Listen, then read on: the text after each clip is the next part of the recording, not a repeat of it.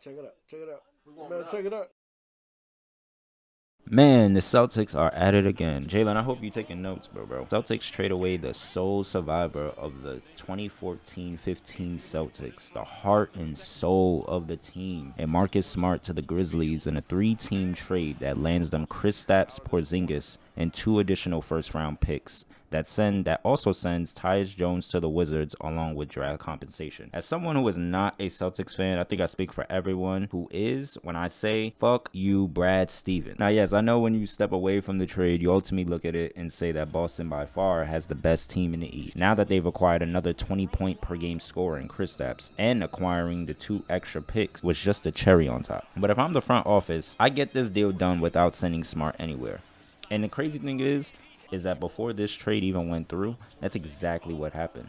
They had traded away Malcolm Brogdon to the Clippers in a 3-team trade, in which the Clippers backed out because there was concerns about Brogdon's current injury. But nonetheless, they send Smart to the Grizzlies in this 3-team trade. But the only thing that I don't like about it, clearly the Wizards didn't care about what they'd be getting in return. I mean, because just look at what they got for Beal and Kristaps. They could have gotten way more, and essentially they were just making salary dump trades. And I'll be getting into that a little later, but it just looks crazy to me that Brad didn't find a way to somehow get it done without trading Smart away.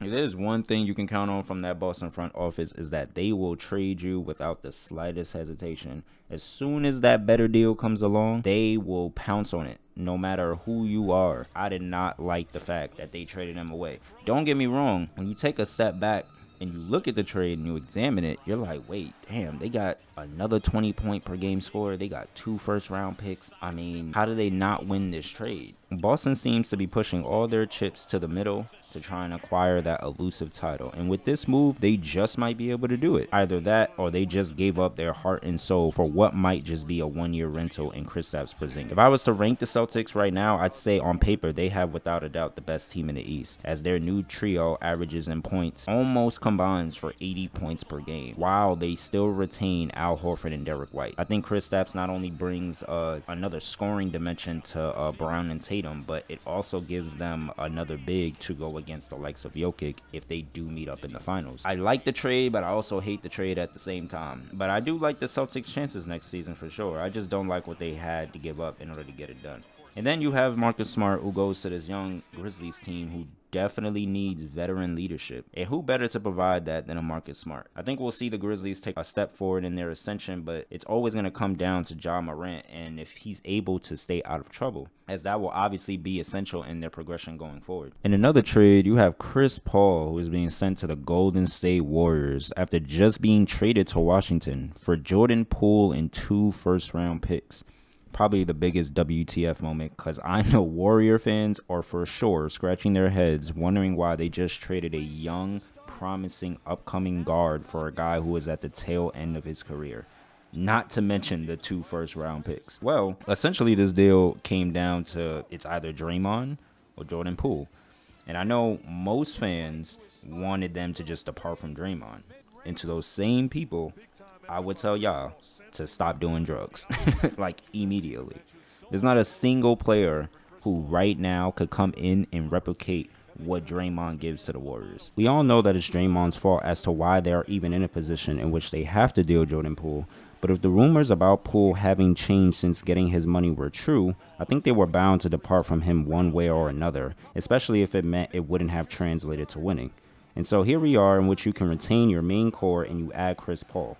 Now that you've acquired him, I think everyone, mainly Steph and Klay, shift over to the next position.